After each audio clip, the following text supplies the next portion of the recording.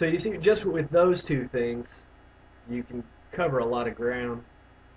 And then if you start adding chord scales, and chord scales, just C, D minor, E minor, F major, G7, A minor, and then your, B minor flat 5.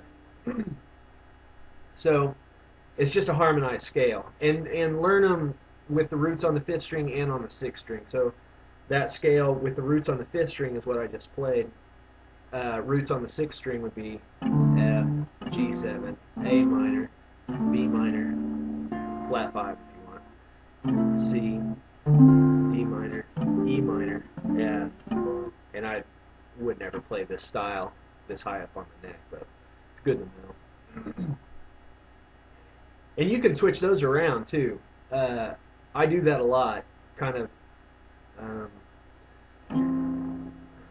off the cuff, not really thinking about it, but I'll be playing like a chord scale with the roots on the 5th string, and then just all of a sudden switch to playing them on the 6th string, like C, D minor, but then I'll play E minor, and then back up to the C here, instead of what would be the F, if that makes sense. So once you got that stuff down, I mean, you can really play all kinds of stuff. Oh, and another thing, like playing, there's all kinds of little voicings in between. You know how I was saying, find your, like C major 7, C6. You can use stuff like that all the time just to add a little bit of movement on a stagnant chord, and you don't want to really get out of your position or something. You can do something like, well, like the first 2 bars of this, C going to E7. What I did was C, C6, to an inversion of E7. So I'd get this on the top voice. I do stuff like that all the time. And I also find little things like, here's another cool little line that I use all the time. Well, especially in this tune. Anything that goes from 1 to 3, this is a good one.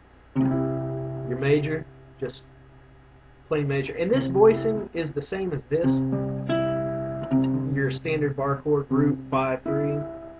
But I like to play it here just because the sound of the 5th is a lot more open, and not this.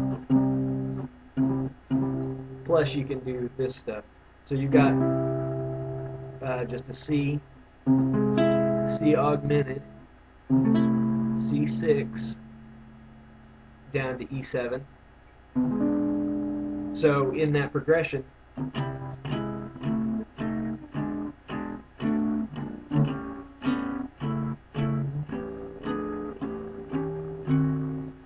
so you get little melodic things.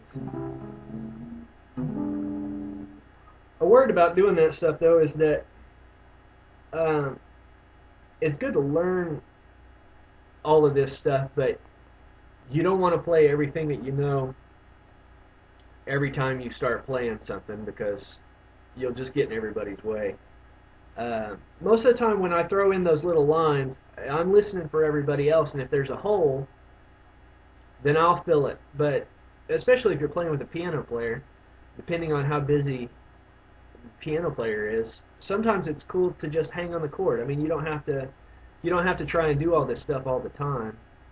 But if you can hear somewhere where no one else is filling it up, then you might as well. But you know, a lot of the time there's nothing wrong with hanging on a chord for a bar or two. You know, so you don't have to feel like you got to put all this stuff in all the time, but it's good to know how to do. So, you know, if I were actually going to play this, I wouldn't, play it with a band. I don't think I would rarely use all of this stuff. I mean, I'll a lot of the time I use it on the 5 going back to the 1 because that's where a lot of tension is. You know, little licks like that almost always works. But really, I mean, that's a lot. Know your inversions, chord scales, and your little 2/5 things in between. Oh, and another thing is you can almost always approach a chord from a half step above or below. That always works. So, like going from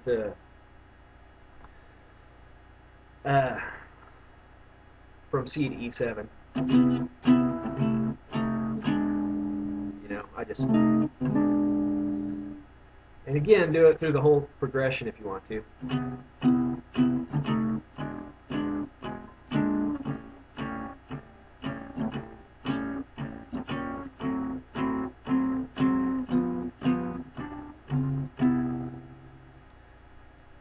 And, man, that's pretty much it, I guess.